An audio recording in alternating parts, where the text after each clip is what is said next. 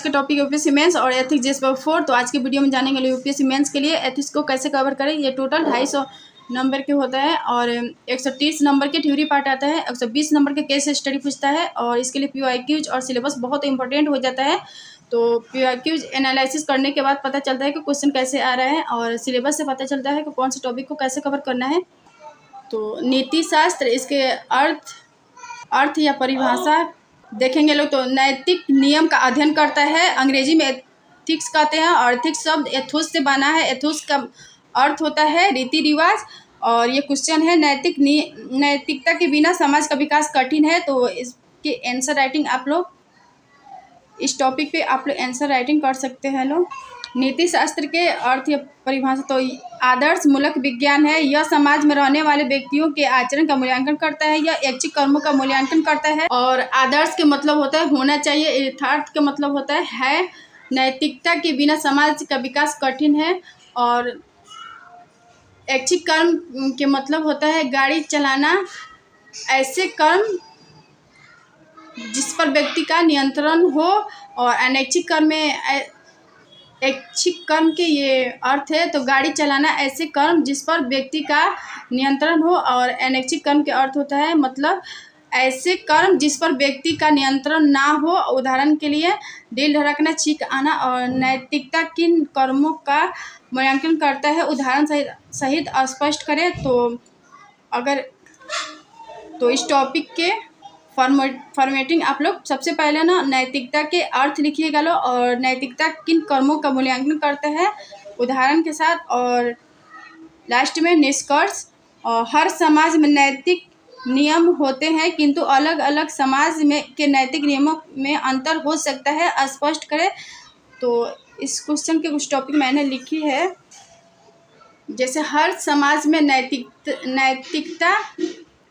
हर समाज में नैतिक नियम होते हैं क्योंकि हर समाज में लोग रहते हैं, उनके हित अलग अलग होते हैं। उनके हितों के बीच सामंजस्य बनाए रखने के लिए ऐसे नैतिक नियम होते हैं ताकि अनुपालन करके समाज का बेहतर विकास किया जा सके। उदाहरण के लिए बड़ों का सम्मान करना और भूख से पीड़ित व्यक्ति की सहायता करना। नैतिक नियमों में अंतर हो सकता है क्योंकि हर समाज के लक्ष्य आवश्यकताएं हैं, अपेक्षाएं अलग अलग हो सकती है और उनके बीच समन्वय स्थापित करने के लिए नियम भी अलग अलग हो सकती है। एथिक्स और मोरल में अंतर, तो एथिक्स एथोस से बना है और इसके अर्थ होता है रीति रिवाज। और एथिक्स के उद्देश्य होता है समाज को नैतिक बनाना और शासित करके समाज का विकास करना। और एथिक्स के स्रोत समाज है और एथिक्स के उल्लंघन करने पर सामाजिक बहिष्कार किया जाएगा। मोरल्स में देखेंगे लोग तो ये मोरल से बना है। इसके मोरल के अर्थ होता है रीति रिवाज और मोरल के उद्देश्य व्यक्ति को सही और गलत के फर्क बताता है या व्यक्ति को नैतिक बनाना। मोरल के स्रोत होता है व्यक्ति की अंतरात्मा है और मोरल के उल्लंघन करने पे प्रायश्चित होगा। उदाहरण के लिए किसी वृद्ध महिला के साथ चीटिंग करना और दुकानदार के पैसे न देना। तो ये मोरल के एग्जाम्पल्स है। एथिक्स के एग्जाम्पल अच्छे नेता या प्रशासक बन सकता है। एथिक्स के पालन करके अच्छे नेता या प्रशासक बन सकता है। और मोरल के उदाहरण देखेंगे लोग तो मोरल के पालन से अच्छे भाई, पिता, पुत्र बन सकते हैं। तो अगर कोई व्यक्ति मोरल के पालन करता है तो वो एक अच्छे पिता या भाई, पुत्र या एक अच्छे नेता बन सकते हैं। एथिक्स एथोस से बना है और एथिका एथोस से बना है जिसका अर्थ है रीति रिवाज। और मोरल में देखेंगे लोग तो जबकि मोरल शब्द मोरे से बना है जिसका अर्थ है रीति रिवाज। इस दृष्टि से देखा जाए तो नीति शास्त्र और नैतिकता दोनों पर्यायवाची है, परंतु सूक्ष्म में विश्लेषण किया जाए तो दोनों में अंतर है। जैसे नीति शास्त्र मानवीय कार्यों के विशेष वर्ग या विशेष शब्द के संदर्भ में स्वीकार आचरण में नियमावली है, जबकि नैतिकता सही और गलत के संदर्भ में एक मानक है।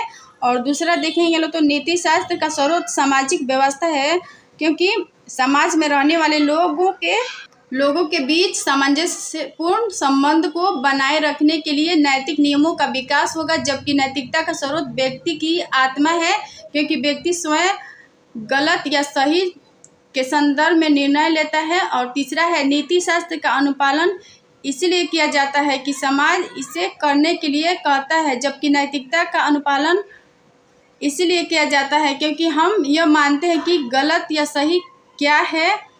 और 4 नंबर देखेंगे लोग तो नीति शास्त्र का विरोध करने पर समाज की आलोचना का शिकार होना पड़ता है, जबकि नैतिकता का विरोध करने पर पश्चाताप होता है।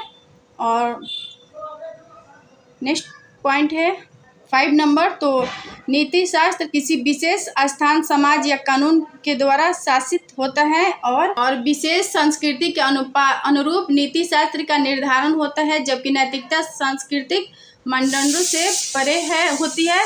वस्तुतः नीति शास्त्र से एक सुंदर समाज का निर्माण होता है, जबकि नैतिकता से अच्छे इंसान का निर्माण होता है। नीति शास्त्र से समाज अनुशासित होता है, जबकि नैतिकता से व्यक्ति अनुशासित होता है। नीति शास्त्र का अनुपालन करने से एक अच्छे राजनेता एवं प्रशासक पैदा होते हैं, जबकि नैतिकता का अनुपालन करने से, मोरल के अनुपालन करने से व्यक्ति एक अच्छा पिता, पुत्र और मित्र, भाई साबित होता है। और नीति शास्त्र का उपेक्षा होना एक आपदा है। नीति शास्त्र की उपेक्षा होने से समाज में सामंजस्य बनाए रखने वाले रीति रिवाज का उल्लंघन होगा, और ये उल्लंघन होगा तो व्यक्तिगत हित एवं सामाजिक हित के बीच समन्वय का अभाव पैदा होगा। और इसे 3 भागों में बांट के देख सकते हैं लोग। तो समाज में संघर्ष होगा और शक्तिशाली लोग संसाधनों पर कब्जा करेंगे, और कब्जा करेंगे लोग, परिणाम स्वरूप कमजोर वर्ग का विकास बाधित हो जाएगा। और तीसरा, समाज में असुरक्षा का भाव होगा, और ये तीनों से समाज अराजक होगा, और समाज अराजक होगा तो समाज में हिंसा का विस्तार एवं स्वीकार्यता होगा, और स्वीकार्यता होगा तो प्रत्येक व्यक्ति का जीवन असुरक्षित हो जाएगा, और इसे आपदा के रूप ले लेगा। किंतु नैतिकता की उपेक्षा एक हादसा या आपदा है। नैतिकता के अभाव में विवेक का संकट पैदा होता है, क्योंकि नैतिकता की उपेक्षा के कारण व्यक्ति चिंतन करता है कि उसने कुछ गलत काम किया है। इस चिंतन को ही अंतरात्मा या विवेक का संकट कहा जाता है। और एक दृष्टि से देखा जाए तो जिसे आप जानते हो उसके साथ कैसा व्यवहार करते हो तो यह नैतिकता है, किंतु जिसे आप नहीं जानते उसके साथ कैसे व्यवहार करते हो यही नीति शास्त्र है। जैसे यदि आप अपने दोस्त से मिलते हैं तो उसके साथ जिस तरह का व्यवहार करते हैं वह नैतिकता है, किंतु यदि आप हॉस्पिटल में जाते हैं और निर्धारित नियमों का अनुपालन करते हैं तो वह नीति शास्त्र है। और ये क्वेश्चन है, एथिक्स का उल्लंघन आपदा है, टिप्पणी करें। और अगर आ सकते हैं तो आप लोग अच्छे से लिख सकते हैं लोग। और मोरालिटी का उल्लंघन हादसा है, टिप्पणी करें। तो नीति शास्त्र एक आदर्श विज्ञान है। आपके अनुसार आदर्श के निर्धारण का मानक आधार क्या होना चाहिए? नीति शास्त्र हिंदी का रूपांतरण एथिक्स एथोस से बना है, जिसका अर्थ होता है रीति रिवाज। अतः ऐसी रीति रिवाज जिसका अनुपालन करके समाज के विभिन्न हितों के बीच सामंजस्यपूर्ण संबंध बनाया रखा जाता है। नीति शास्त्र एक आदर्श विज्ञान है। यह विज्ञान है क्योंकि आचरण या कर्मों का व्यवस्थित तरीके से अध्ययन करता है। आदर्श है क्योंकि यह बताता है कि व्यक्ति का आचरण कैसा होना चाहिए ताकि संघर्ष समाप्त हो, सामंजस्यपूर्ण जीवन संभव है। और आदर्श के निर्धारण का पालन करना मानक है। और तीसरा है व्यक्तिगत हित एवं सामाजिक हित का समन्वय हो। और 4 नंबर है समाज की संस्कृति के अनुरूप ताकि संस्कृति का विकास हो सके। और 5 नंबर है लोकतांत्रिक मूल्य समावेशी विकास एवं सतत विकास के अनुरूप। और 6 नंबर है सामाजिक न्याय। और 7 नंबर है कानून के अनुरूप तथा प्रत्येक व्यक्ति के गरिमा एवं बंधुत्व के अनुरूप। और 8 नंबर है राष्ट्र की एकता एवं अखंडता को बनाए रखने के अनुरूप हो। पागल व्यक्ति 4 नंबर क्वेश्चन है, पागल व्यक्ति स्वस्थ व्यक्ति में से किसके कर्मों का मूल्यांकन नैतिकता करती है। तो इसके फॉर्मेटिंग करेंगे लोग। एग्जाम हॉल में फॉर्मेटिंग नहीं करनी चाहिए, क्योंकि मैं यहाँ पे समझने के लिए फॉर्मेटिंग की हूँ। तो इस क्वेश्चन का सबसे पहले आप लोग नैतिकता का अर्थ लिखिएगा लो। और नैतिकता स्वस्थ व्यक्ति के कर्मों का मूल्यांकन करती है, क्यों। और नैतिकता पागल व्यक्ति के कर्मों का मूल्यांकन नहीं करती है, क्यों। और लास्ट में निष्कर्ष कंक्लूजन लिखिएगा लो। तो अगर इस क्वेश्चन के लिखिएगा लो तो नैतिकता एक स्वस्थ व्यक्ति के कर्मों का मूल्यांकन करती है, क्योंकि स्वस्थ व्यक्ति को यह पता है इस कर्म का प्रतिफल क्या होगा और उस कर्म पर उसका नियंत्रण भी होता है। और जबकि पागल व्यक्ति का न तो कर्म का ज्ञान होता है, न तो अपने शरीर पर पागल व्यक्ति के शरीर पर उसका नियंत्रण रहता है। इसलिए पागल व्यक्ति को नैतिक रूप से उत्तरदायी नहीं ठहराया जा सकता, जबकि स्वस्थ व्यक्ति को नैतिक रूप से किसी कर्म के लिए उत्तरदायी ठहराया जा सकता है। और ये 5वां क्वेश्चन है, नैतिक नियमों के निर्धारण में संस्कृति की भूमिका होती है, स्पष्ट करें। तो जो टॉपिक आप लोग पढ़िएगा उस पर आंसर राइटिंग जरूर कीजिएगा लोग, क्योंकि रटने से ये एग्ज़ाम नहीं निकलता है और ये प्रैक्टिस से एग्ज़ाम निकलता है, इसलिए आप लोग आंसर राइटिंग ज़्यादा कीजिएगा लोग। और रिवीजन, समाज में रहने वाले लोगों के बीच संबंध के निर्धारण में संस्कृति की भूमिका और नैतिक नियमों के निर्धारण में धर्म की भूमिका होती है। और धर्म संस्कृति का भाग है।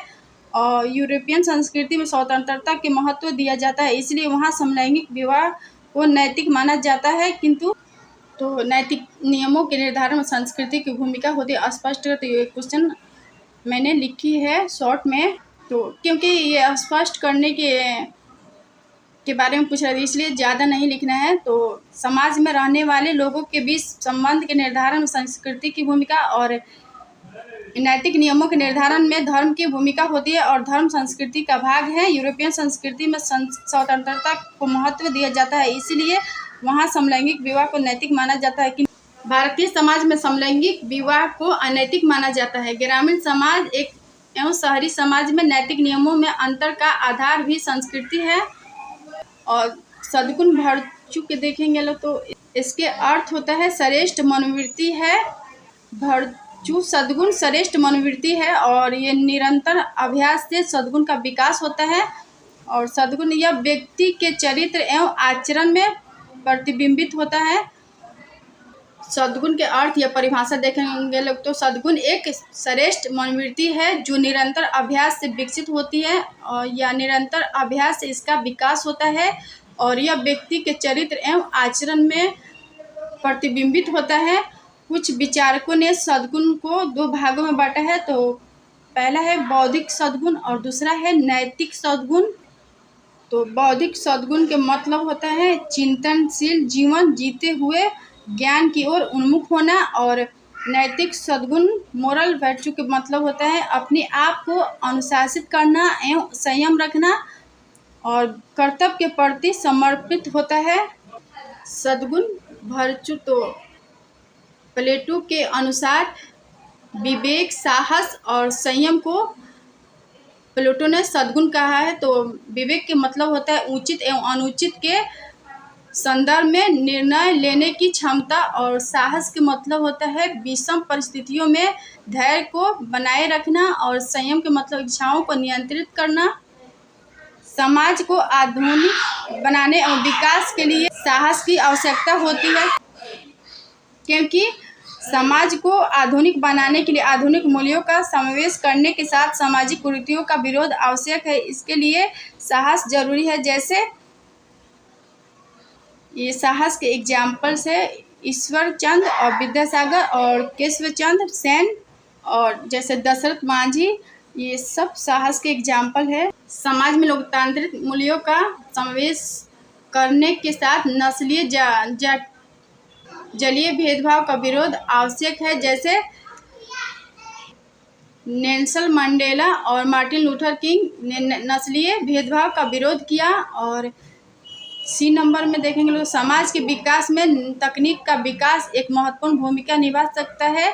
और तकनीक का विकास साहस के बल पर होता है, जैसे दशरथ मांझी और नेल्सन मंडेला। और ये क्वेश्चन है, युद्ध जीतना एवं सफलता की प्राप्ति साहस के बल पर होती है, स्पष्ट करें। और सफलता का हर एक रास्ता साहस से होकर गुजरता है, उदाहरण के साथ स्पष्ट करें। तो आप लोग ये सब क्वेश्चन के लिखिएगा लो। और साहस के एग्जाम्पल दशरथ माझी और नेल्सन मंडेला और मार्टिन लूथर किंग। तो ये एथिक्स के वीडियो है, आप लोग वीडियो देख के नोट्स मेकिंग कर लीजिएगा लो। Thank you.